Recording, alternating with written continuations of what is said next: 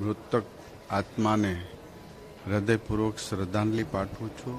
એમના પરિવારજનોને સાંત્વના પાઠવું છું. જે સ્થળે પ્લેન ક્રેશ થયું હતું એ ટોટલ જગ્યા આરોગ્ય વિભાગ સાથે અને સરકારની છે. આદરણીય ભૂપેન્દ્રભાઈ પટેલ સાહેબ મુખ્યમંત્રી શ્રી અને નાયબ મુખ્યમંત્રી શ્રી હર્ષભાઈ સંઘવી સાહેબ સાથે તમામ ચર્ચા વિચારણા કરીને આજે અમે એ જગ્યા પર 2 મંદિરનું નિર્માણ કરવાના છે. એક આરોગ્ય મંદિર અને બીજું છે શિક્ષણ મંદિર.